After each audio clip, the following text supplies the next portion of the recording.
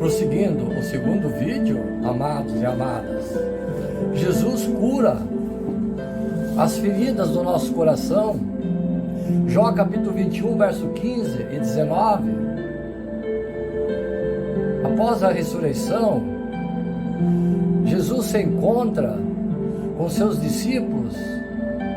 Eles estão todos feridos, machucados, decepcionados consigo mesmo, porque abandonaram o Mestre. Não foram fiéis até o fim, se esconderam.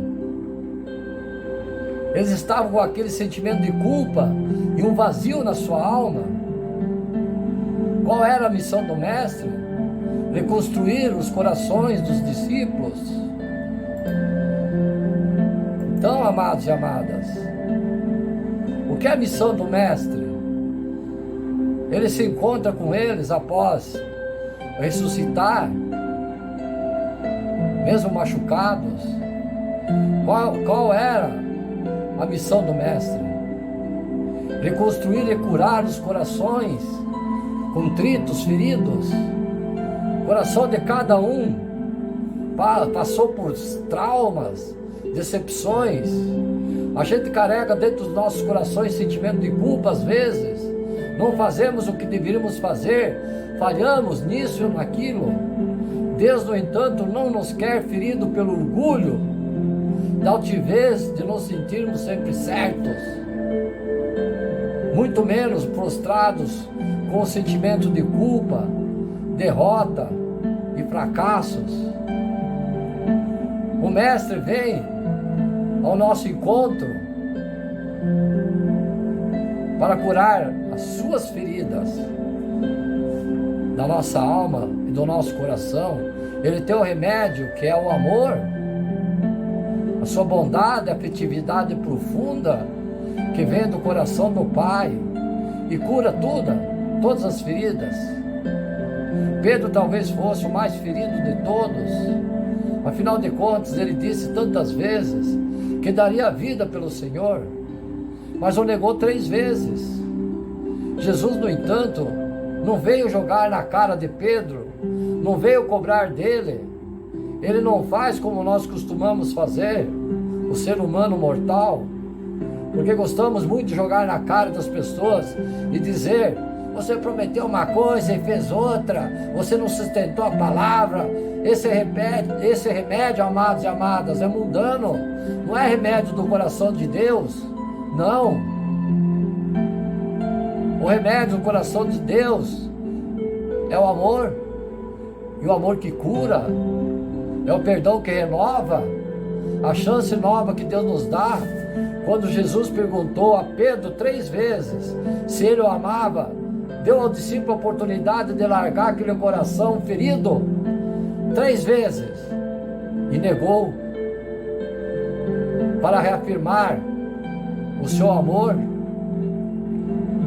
Pedro não só disse: Senhor, eu te amo, mas foi Jesus quem disse a Pedro: amados e amadas, apacenta minhas ovelhas, os meus cordeiros. Pedro respondeu: Senhor, tu sabes que eu te amo.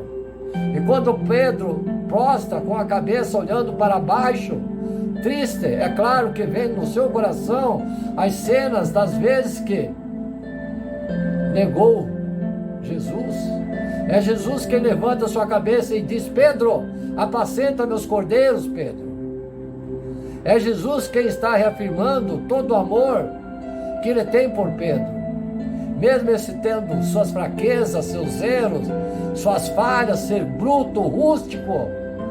7.000 vezes eu caí, 1.000 vezes, e umas vezes mais eu preciso dizer: Jesus, eu te amo. 1.000 vezes eu preciso estar de pé proclamando o amor por Ele. Que o amor de Deus seja manifesto mais vezes e sempre acima das nossas fraquezas, dos nossos pecados e dificuldades. O Senhor não leva em conta os nossos pecados, Ele leva em conta quando nos levantamos, reagimos e reafirmamos o nosso único amor, que é Jesus, o nosso amado irmão, que deu a vida por nós, morreu na cruz. Temos que andar com Jesus no seu amor que Ele nos ensinou. Muitos cristãos são derrotados na vida porque não sabem andar ou amar, andar de amor. Mateus capítulo 5, versos 43 e 47. Ouviste o que foi dito: amarás o teu próximo como a ti mesmo. Eu, porém, vos digo: amai vossos inimigos, bendizei o que vos maldizem, fazei bem aos que vos odeiam, e orai pelos que vos maltratam e vos perseguem, para que sejais filhos do vosso Pai que está nos céus, porque faz o que o seu sol se levante sobre os bons e os maus, e a chuva desça sobre os justos e os injustos. Pois se amardes os que vos amam, que galardão havereis? Não faz os publicanos também o mesmo? Se guardares unicamente os vossos irmãos, o que fazeis demais? Não faz os publicanos também assim? Hoje em dia, as pessoas chamam amor a qualquer sentimento mais forte do que o normal. Na verdade, o perfeito amor é o amor do tipo de Deus, o amor de Deus. O amor de Deus é incondicional, não está dependente de uma resposta positiva. Eu amo-te, e se tu me amares também. Não, o amor de Deus diz: eu amo-te, mas que tu me rejeites, que fales mal de mim, que me persigas. Romanos capítulo 5, versos 7 e 8. Porque dificilmente alguém morrerá por um justo, pois poderá ser que por um homem bom alguém ouse morrer. Mas Deus prova o seu amor para comigo, contigo, em que Cristo morreu por você, por mim, sendo ainda nós pecadores. Você pode dar o seu dinheiro para ajudar um amigo, uma entidade, os pobres, crianças, os aflitos, que estão passando fome e frio. Pode dar-lhe alguma coisa, mas se der a sua vida, você dará tudo que você tem ao teu próximo. Peço a vocês, amados e amadas, Jesus, há 2000 anos atrás, era condenado, nem tão pouco prisioneiro, ele era livre, mas nós estávamos condenados, nós. Ele tomou sobre si a nossa condenação e deu-nos a liberdade, derramando o seu sangue para remir nossos pecados. Ele morreu por nós em nosso lugar, desceu ao inferno, pregou o evangelho e subiu aos céus e está à destra do Pai em nosso lugar. Mas ao ressuscitar ele venceu o nosso opressor, o adversário. Hoje tudo, aquele que recebe Jesus passa da condenação para a liberdade, da morte para a vida. Esse é o tipo de amor de Deus, amados e amadas. Andar em amor. No Velho Testamento, 2 Reis, capítulo 6, verso 8 e 23, os sírios tentavam destruir os israelitas, mas sempre que podiam, e até armavam emboscada contra eles. Quando os sírios vinham para matar o profeta Eliseu, sem perceber, foram levados para dentro das muralhas da cidade. Sem perder tempo, o rei perguntou a Eliseu se já podia matar a todos, mas lemos nessa passagem que o profeta fez algo muito estranho e contra os princípios naturais do rei. 2 Reis capítulo 6, versos 22 e 23, põe-lhes diante pão e água, para que comam e bebam, e se vão para o seu senhor. Eis o que disse Elias, e apresentou-lhe um grande banquete, e comeram e beberam, e os despediu, e foram para o seu senhor. E não entraram mais tropa de sírios na terra de Israel. Diz a Bíblia que depois disso não entrou mais tropa síria em Israel. Isso revela o porquê de Eliseu ter tanto poder de Deus sobre ele. Eliseu andava em amor, ele sabia que o amor era mais importante que a morte dos seus inimigos. 1 João capítulo 4, versos 7 e 8. Amados, amemo-nos uns aos outros, porque o amor é de Deus, e qualquer que ama é nascido de Deus e conhece a Deus. Aquele que não ama não conhece a Deus, amados e amadas, porque Deus é amor. Eu sempre digo, se a esposa não ama o marido, não ama a Deus. Se Deus é mais importante que os seus adversários, então ame-os como Deus o ama. Ore para que tudo vá bem na vida dos seus inimigos.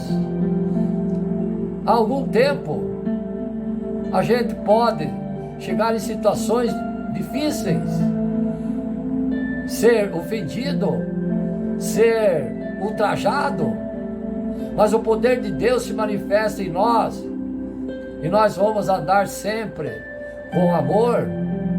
O que é andar com amor, amados e amadas? É o modo de viver no qual Deus tem o prazer completo. Está bem descrito em 1 Coríntios capítulo 13, verso 1.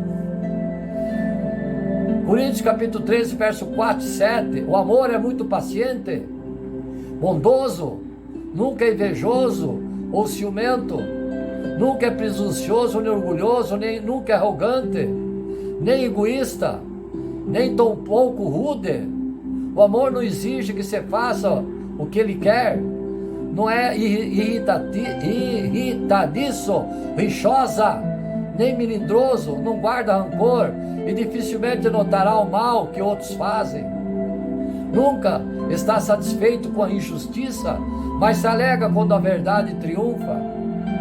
Se você, amado e amada, amar alguém, será leal para com ele, custe o que custar, sempre acreditará nele, sempre esperará o melhor dele e sempre se manifestará em sua defesa.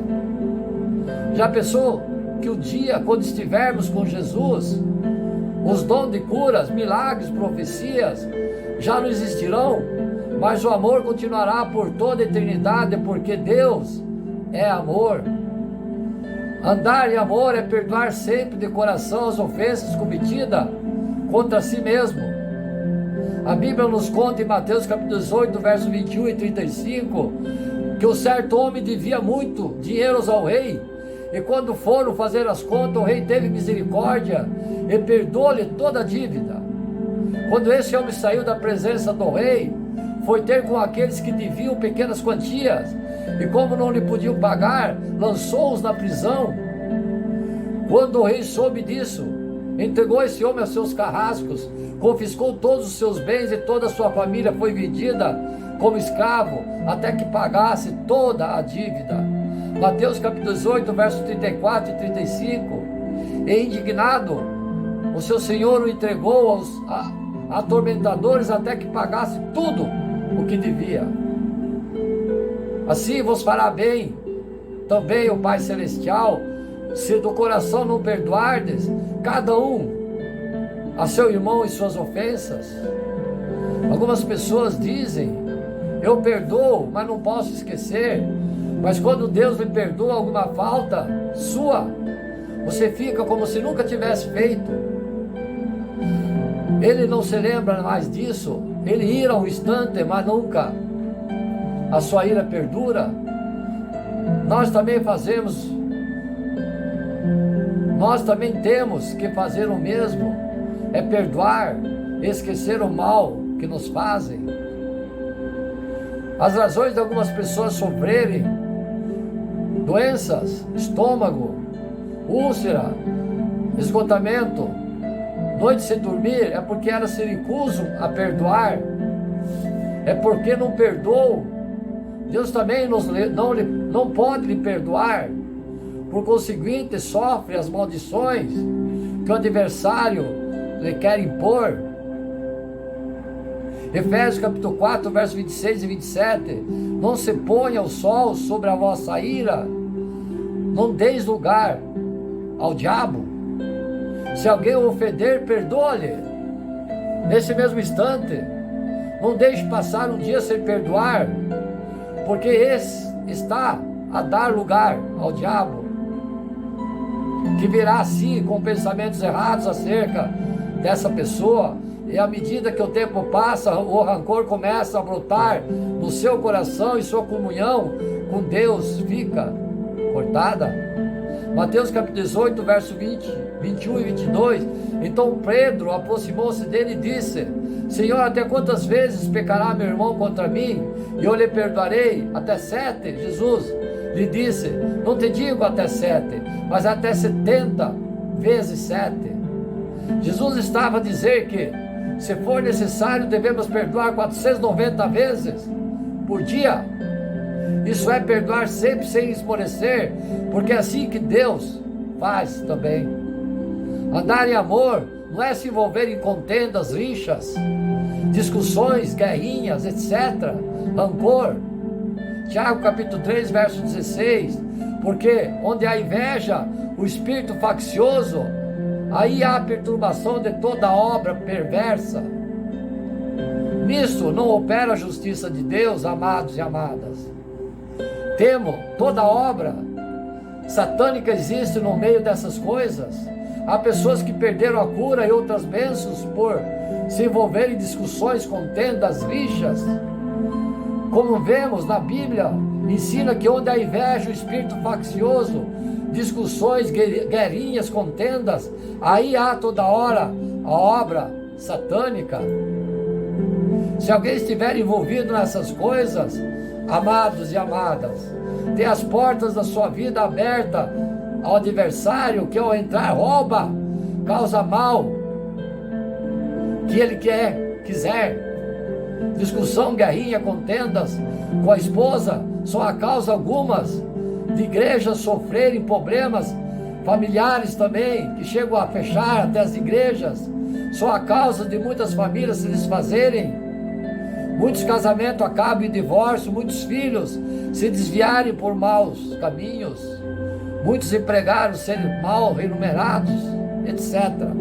Segundo Timóteo capítulo 2, verso 24 e 26, e ao servo do Senhor não convém contender, mas sim ser manso para com todos, apto para ensinar, instruindo com mansidão os que resistem, a ver se porventura Deus lhe dará entendimento para conhecer a verdade, e tornarem a despertar, desprendendo-se dos laços do demônio, em que a vontade deles estão presos. Como se vê nessa passagem, as pessoas envolvidas em contendas estão amarradas por laços do adversário, que faz com elas o que ele quer. O conselho é: nunca se envolva em contendas, e se alguém provocar, afaste-se e não responda, repreenda. Uma discussão precisa sempre pelo menos de 2 pessoas. Se você não participar, já não há discussão. Como diz, se 2 querem brigar e um não quer, não há briga. Andar em amor é não manipular, não apontar dedos e não falar vaidades. Isaías capítulo 58, verso 9. Então clamarás e o Senhor te responderá, gritarás e ele dirá: eis-me aqui.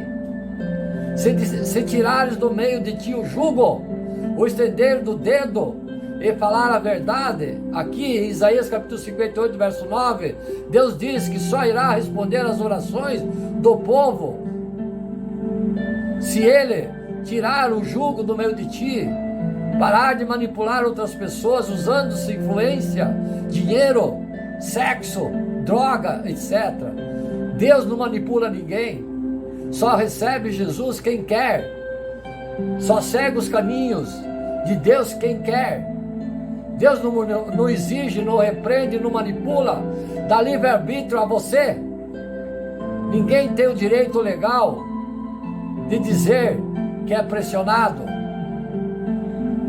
deixar o estender do dedo e não apontar os defeitos das outras pessoas. Exemplo: tu sabes que o Francisco fez isso, ele é isso, ele é aquilo, você sabe disso. As pessoas têm uma tendência para ver o mal dos outros. O cisco da tua trava você não vê, mas do seu irmão sim. Mas não se lembra que todos nós falhamos? Mateus capítulo 7, verso 1 e 5. Não julgueis para não serem julgados, porque com o juízo que julgardes sereis julgados, e com a medida com que tiveres medido, vos hão de medir a vós. E por que reparas tu no arqueiro que está no olho do teu irmão, e não vês a trave que está no teu olho? Ou como dirás ao teu irmão, deixa-me tirar o arqueiro do teu olho, estando uma trave no teu?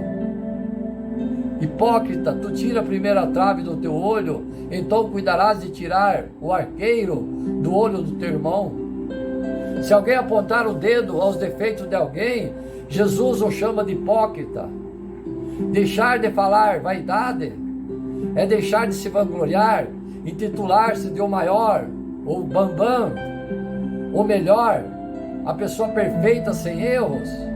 Ah, eu é que percebo isso, não aquele. Não há ninguém melhor do que eu nessas coisas, tudo eu sei. Andar em amor é encobrir as transgressões dos outros. Provérbios capítulo 17, verso 9. O que encobre as transgressões busca amizade. Em Gênesis capítulo 9, verso 20 e 26, a Bíblia nos conta que Noé despiu-se na sua tenda, embriagado, e que um dos filhos ouviu e contou a todos que seu pai estava despido na sua tenda. Quando os outros filhos souberam, foram sem olhar para ele, com a cara virada para trás, e tamparam a nudez do seu pai. Algumas pessoas descobrem transgressões dos outros para que suas próprias transgressões não sejam notadas, mas é cobrindo as falhas dos outros que Deus vai cobrir também as nossas. Andar em amor é falar palavras de edificação com respeito às outras pessoas. Efésios capítulo 4, verso 29. Não saia da vossa boca nenhuma palavra torpe, mas só que for boa para promover a edificação, para que dê graças aos que ouvem. Esteja sempre de acordo com Deus. Olhe para outras pessoas como Deus olha. Fale das outras pessoas como Deus fala de você. Encubra as transgressões, fala palavras de edificação com respeito às outras pessoas. Filipenses capítulo 4, verso 8. Quanto ao mais, irmãos, tudo que é verdadeiro, tudo que é honesto, tudo que é justo, tudo que é puro, tudo que é amável, tudo que é boa fama, se há alguma virtude, se há algum louvor, nisso pensai. Todos juntos somos como um corpo. Se você falar mal do seu irmão, está a falar mal de si mesmo. Antes de tirar o barro da casa do vizinho, vai sujar as mãos. Quando alguém fala mal da outra pessoa, esse mal contamina o primeiro a ele. Mateus capítulo 15, verso 11. O que contamina o homem não é o que entra na boca, mas o que sai pela boca. Isso é o que contamina o homem. Se deixa o amor de Deus controlar suas emoções e todo o seu ser, então clamará a Deus e Ele responderá sempre. Andar em amor é a porta para um bom relacionamento com Deus e para o poder de Deus na sua vida. Amados e amadas, temos que descobrir o real significado de amar a Deus sobre todas as coisas. É comum, amados e amadas, ouvirmos que o primeiro mandamento que Jesus deixou é amar a Deus sobre todas as coisas, mas você já entendeu o que realmente significa isso? Já? Amado e amada? Mateus capítulo 22, verso 37, lemos sobre uma situação em que um dos estudiosos da lei pergunta a Jesus: qual é o maior mandamento? Jesus responde: atenção, filhos, amarás o Senhor teu Deus e de todo o teu coração, e de toda a tua alma, e de todo o teu pensamento. Mateus capítulo 22, verso 37. Podemos retirar dessa palavra ensinamentos verdadeiros, significado de devoção a Deus. Vamos entender juntos o que realmente amar a Deus sobre todas as coisas. Imagine quantas coisas podem ser alvo do nosso amor durante a vida. Temos nossa família, nosso emprego, produto que consumimos e até pessoas que admiramos. Tudo isso é importante e faz parte das nossas experiências desse mundo, mas nada deveria ter um lugar maior do que Deus na tua vida, na minha vida, nas nossas vidas. Pensai nisso como uma corrida. Em várias situações, pessoas e objetos vão disputar o pódio do nosso coração. Amar a Deus é garantir que Ele vai ocupar sempre o primeiro lugar dentro do nosso coração. Quando conseguimos amar a Deus de todo o coração, alma e pensamento, é muito difícil sermos abalados pela diversidade da vida.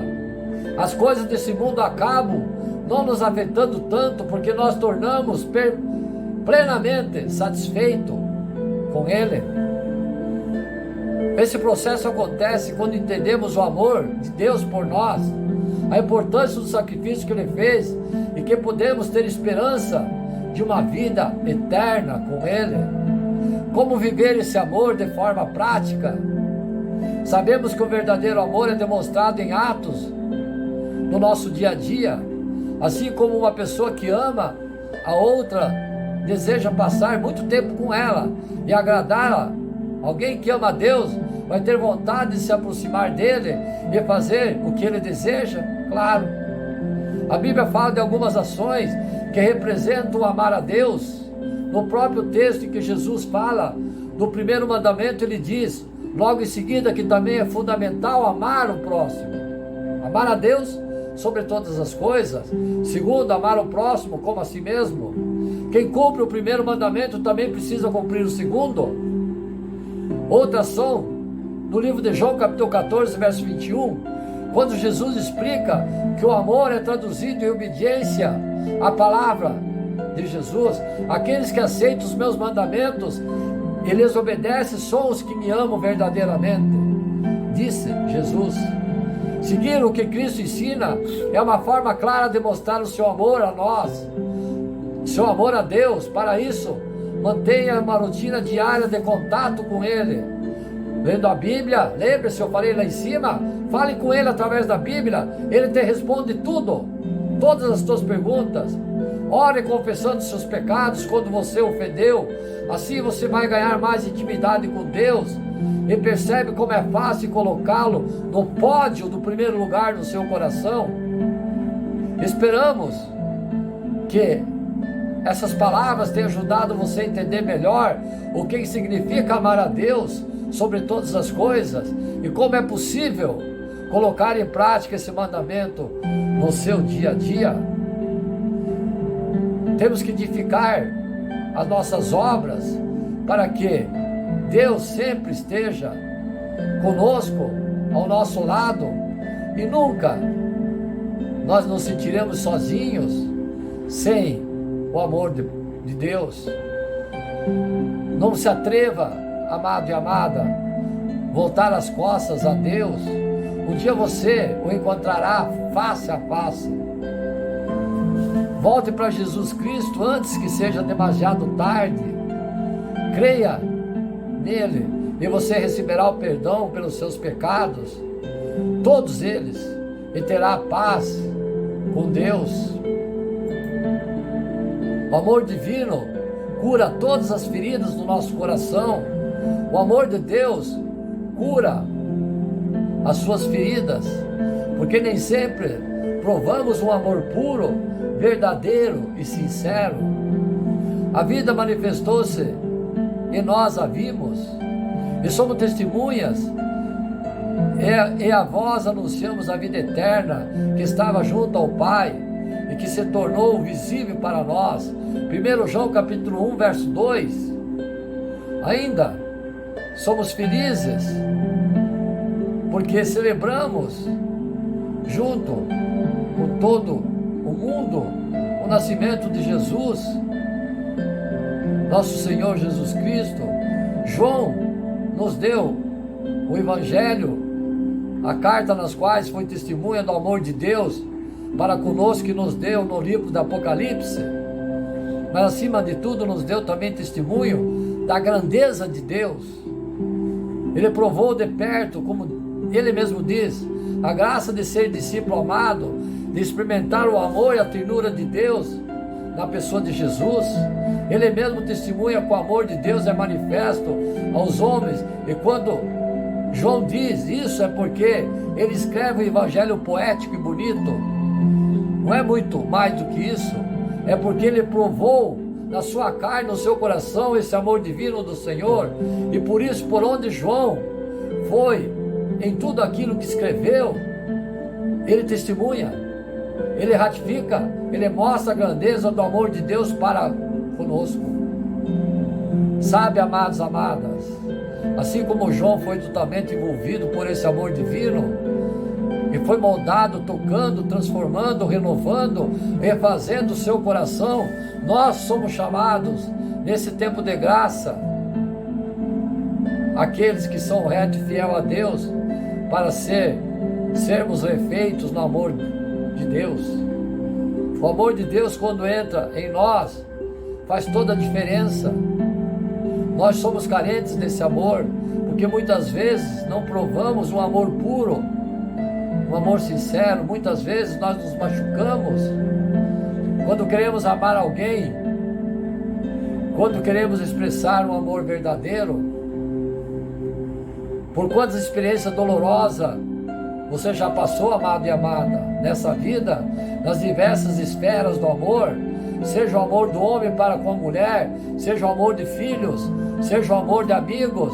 O verdadeiro amor deixa em nós a marca sublime daquele sentimento mais gostoso que há, mas o amor não vivido na sua intensidade plena também nos machuca muito e nos deixa marcas difíceis de ser superada.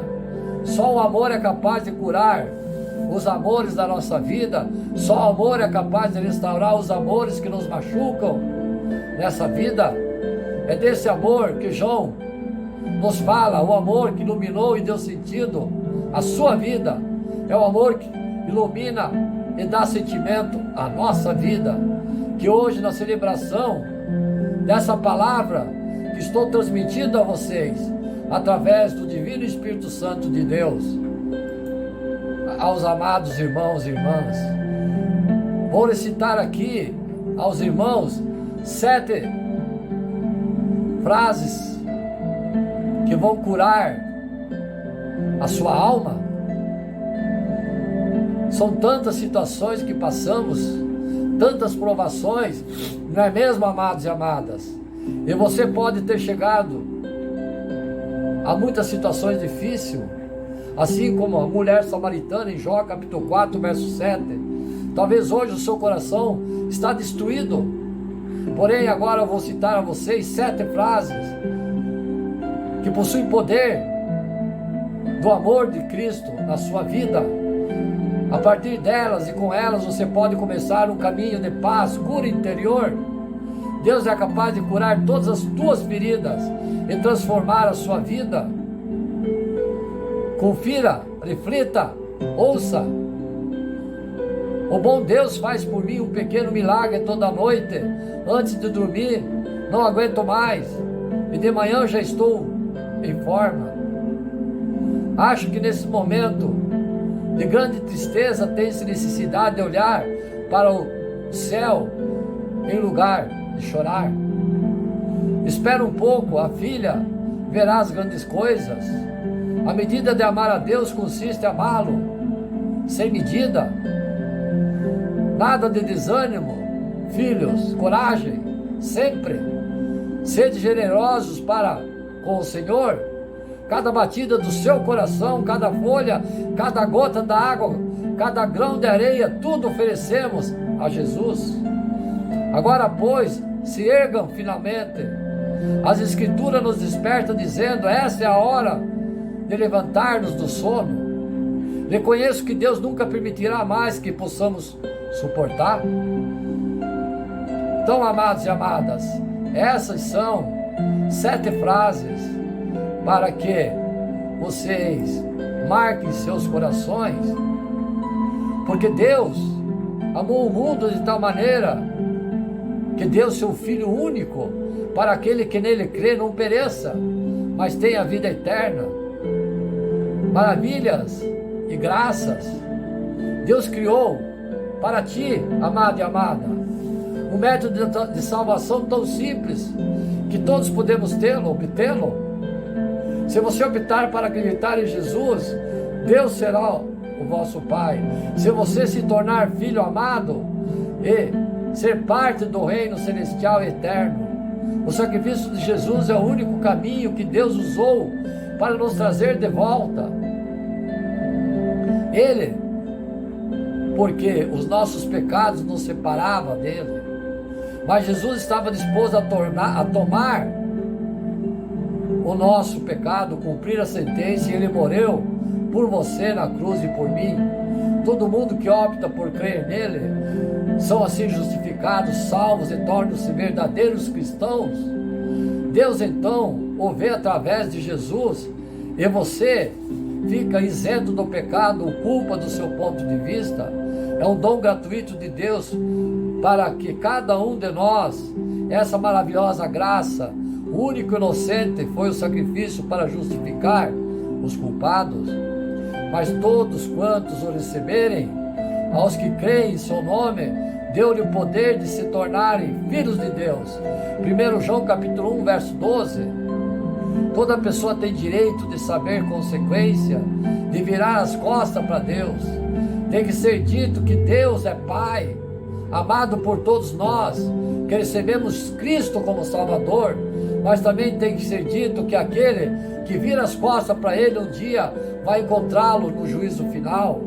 Nesse ponto não há segunda chance, não há possibilidade de arrependimento. O Evangelho na Bíblia fala de 2 resultados alternativos após a morte: o reino de Deus ou um lugar de desespero e sofrimento. Jesus disse: não temais os que matam o corpo e não podem matar a alma, temei antes aquele que pode fazer perecer no inferno tanto a alma como o corpo. Mateus capítulo 10, verso 28. O tempo que você gasta nessa terra, nem mesmo um piscar de olho em comparação com a eternidade. Mas o que você escolhe acreditar nessa vida determina o seu destino eterno, o céu ou o inferno. É a sua escolha que determina onde você passará a eternidade. Essa é a decisão mais importante que você vai ter que fazer.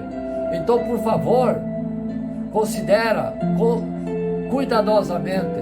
Jesus disse: pois que aproveita o homem se ganhar o mundo inteiro e perder sua vida. Mateus capítulo 16, verso 26. Assim como você, amado e amada, que é preciso para se tornar cristão, tornar-se cristão não é sobre o que você vai fazer ou o que você deve alcançar, mas sobre o que Deus tem feito e realizado por você. Não é nem sobre o quão bom, o quão ruim você tem sido, o que você fez no passado, o quão bem você está sentindo por dentro. Você deve ir a Jesus tal como você é. É pura simplesmente uma escolha, uma questão de permanecer nessa escolha, não importa o que aconteça. Todo aquele que invocar o nome do Senhor será salvo. Atos capítulo 2, verso 21. Jesus disse: vinde a mim todos que estáis cansados e oprimidos, e eu vos aliviarei. Mateus capítulo 11, verso 28. E porque o Filho do Homem veio buscar e salvar o que se havia perdido. Lucas capítulo 19, verso 10. Faça a sua escolha, amado e amada. Mas todo mundo tem que fazer sua escolha. Você tem livre-arbítrio. Você já fez sua escolha? Filho, servas do Senhor, fiéis à palavra. Jesus disse: quem não é comigo é contra mim. Mateus capítulo 12, verso 30. Alguém pode querer atrasar a conversão e se tornar um cristão em uma idade avançada? Isso é possível? Nunca é tarde demais para se voltar para Cristo. Enquanto você viver, no entanto, você nunca sabe quantos anos você vai ter. quando morrer, ou se você estará preparado para a própria morte. E quando você estiver morto, a porta será fechada por toda a eternidade, e nesse ponto não há segunda chance. Então será tarde demais para você. Deve ser altamente recomendável não adiar o assunto mais importante que você terá que considerar em toda a sua vida. Se ouvirdes hoje a sua voz, não endureçais os vossos corações. Hebreus capítulo 3, versos 7 e 8. A rede de segurança converte-se a Jesus. É como uma pessoa que está andando em uma linha muito acima do solo, por exemplo, um equilibrista de circo, e depois opta por utilizar uma rede de segurança abaixo. Sem a rede, a queda será um desastre. Com a rede de segurança embaixo, a pessoa não vai se machucar no caso de escorregar ou cair, mas será salvo pela rede. É apenas uma questão de se levantar e começar tudo de novo. Jesus é a rede de segurança e nada pode quebrar a força dessa rede. Portanto, agora já não há condenação para as pessoas que estão em Cristo Jesus. Romanos capítulo 8, verso 1. Mas sem a rede, Jesus, todo o pecado e o erro da pessoa comete, terão que ser contabilizados lá no livro dos céus, o dia em que Deus julgará toda a humanidade. O resultado será a separação eterna do amor de Deus e do seu reino, de acordo com a Bíblia. Jesus declarou: digo-vos, pois, que toda palavra fútil que os homens disserem, hão de dar conta no dia do juízo. Mateus capítulo 12, verso 36. E não há criatura alguma encoberta diante dele, antes todas as coisas estão nuas e patentes aos olhos daqueles a quem devemos prestar conta. Hebreus capítulo 4, verso 13. Quem crê no Filho tem a vida eterna, o que porém desobedece o Filho não verá a vida, mas sobre ele permanecerá a ira do Senhor. João capítulo 3, verso 36. Então, amados e amadas, eu quero aqui finalizar essa pregação nesse momento e pedir ao Pai, o Deus Supremo, agradecendo pela palavra transmitida a você nesse momento. Eu peço que o Divino Espírito Santo desça sobre nós, que o sangue de Jesus derramado na cruz lave o corpo, a alma e o espírito, e repreenda todo o mal que está sob o jugo, expulsando, ordena o demônio para as prisões do inferno, para que não faça comichão dos cristãos nesse momento que estão ouvindo a palavra ditada pelo Pai, através desse servo, em nome de Jesus. Me despeço aqui, agradecendo a vocês toda a atenção. Espero que vocês coloquem as palavras que foi ditada pelo Senhor no caminho da vida. Enfim, que a luz brilhe nas trevas, aqueles que estão enfraquecidos, em nome de Jesus. Glória à divindade do Pai, do Filho e do Espírito Santo de Deus. Amém. Meu ósculo santo, saúdo-vos, fiéis da palavra, servos do Senhor, filhos e mundo, em nome de Jesus. Amém.